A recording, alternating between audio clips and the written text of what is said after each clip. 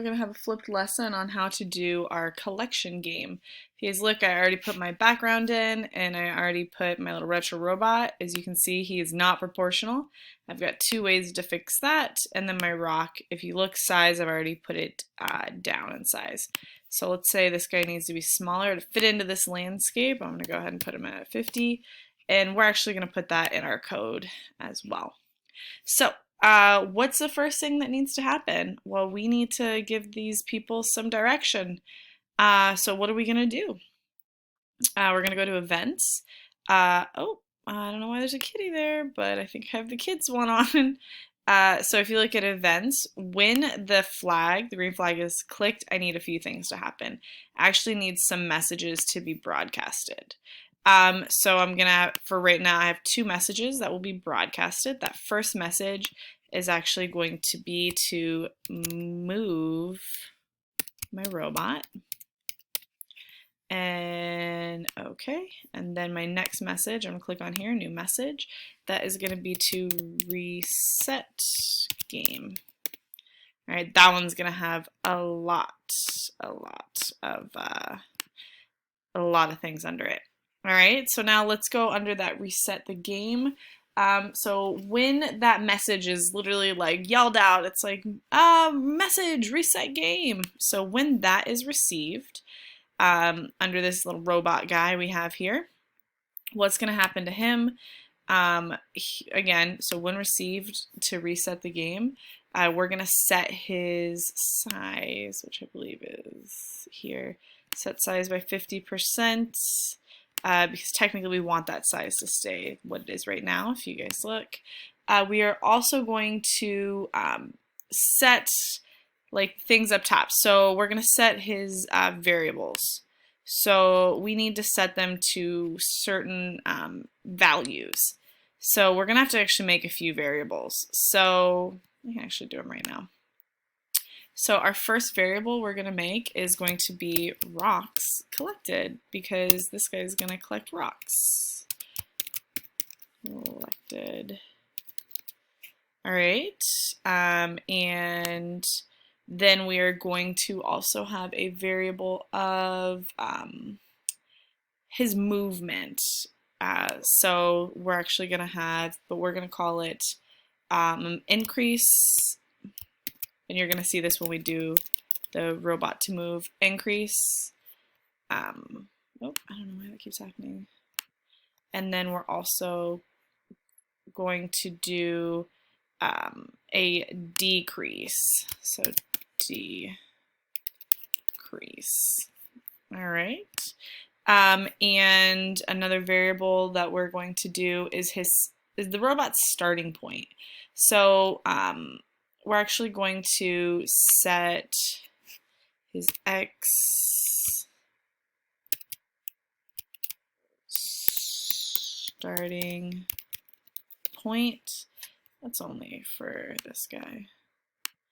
And then we're going to make a variable for his Y. Which, again, is just make it very, very precise and easy to starting point. All right. So again, these are all going to have meanings. I know you're seeing them on the side right here. If I unclick it, you will not see that any longer, because I don't want them to see that anyway. These don't need to be seen. And then we'll start it at that. So let's go ahead and start making a little bit of our stuff move. So we're going to have rocks collected is going to start at 0 because we don't have any rocks in the beginning, right? So whenever he resets, we're always setting the rocks to 0. We're going to, when we ever ask for an increase, it's going, or we have decrease up here. Decrease is going to be -5. And then if we ask for an increase, oh yeah, that is going to be to, that's going to be to a +5. So he's going to move in increments of 5, which you're going to see that whenever we do his coding, when we do the robot's coding. All right, so what's my starting point? So let's go ahead and we're going to set starting point y. Okay, I'm sorry, x, and then starting point, we're going to set starting point y. Perfect. All of these are on coordinates, which we've already talked about, and you guys know. So how are we going to figure out where we want him to start? That's pretty easy. I think you go to motion. Good. So he is actually at negative 99 for x right now, and he is at negative 77 for y. So for x, you just put negative 199. And then for y, you're going to put negative 77. Perfect. So at this point, you have the xy. So whenever we mention xy, that's his originating coordinates, right? So let's go and let's go ahead and say we want him to go somewhere, right?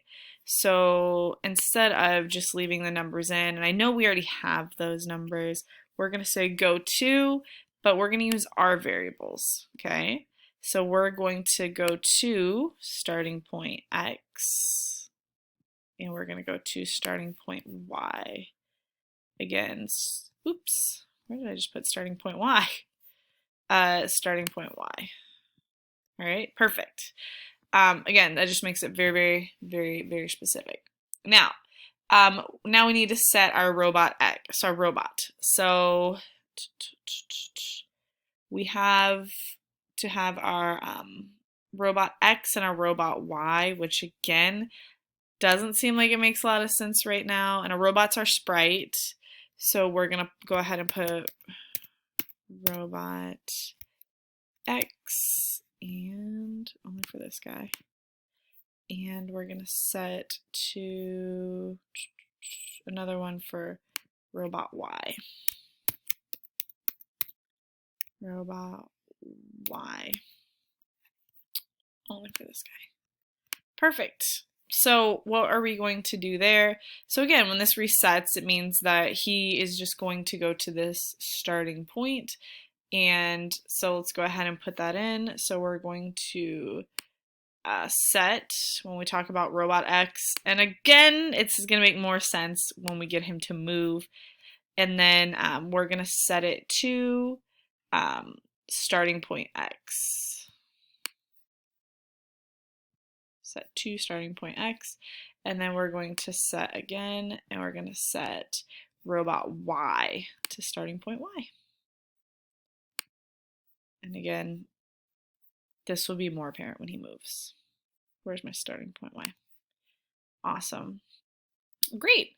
So far, you guys have most of your variables. Now, the last thing is for, oh, I'm going to uncheck my robot X and Y. They don't need to see that. But what I do want them to see is how many lives they're going to have. So let's say we're going to give this guy 3 lives. So if he uses up his 3 lives, the game gets reset, right? Lives. I wonder if it's lives or lives. That'll be fine. So we're going to set his lives, and then let's go ahead and we're going to set them to, he's going to start with 3 though. And I want to leave it up there because I want him to be able to see.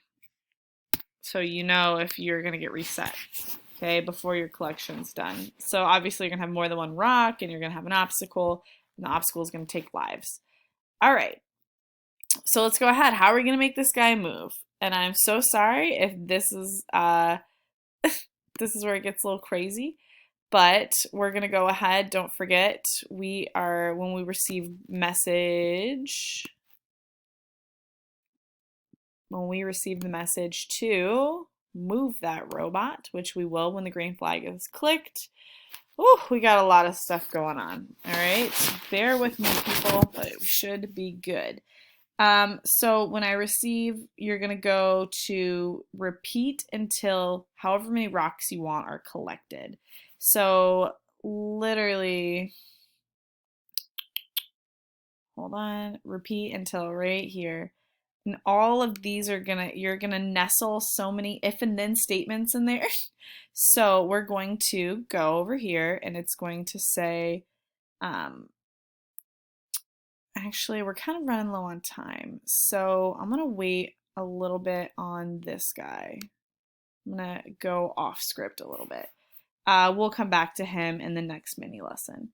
So how about what happens when, let's see, what was I gonna move to next? We have his coordinates. So what happens if we do lose a life? So we're gonna go back to when that flag is clicked. You don't want to put everything under when flag is clicked. It gets messy, trust me on that. So when flag is clicked, you're gonna do a forever loop because you want this to happen whenever the flag is clicked. You're gonna create an if or then statement. So if then, if your lives, so we need to go down to these operators. So if your lives equals 0, so we also need to go to our variables, lives, hello lives. If your lives equal 0, then guess what, guys? You lose, right? So how do we do that? We're gonna go to sounds. Even though we're not gonna make it I'm sorry, you're gonna go to looks. Yes. So we're gonna say for 2 seconds, just oh no, you lost. All right, and then we are going to broadcast. Guess what, guys? Man, I hope you guessed it. You're going to broadcast one more time. And we're going to broadcast the reset game. And then when the reset game happens, guess what? Everything gets reset to 0, right?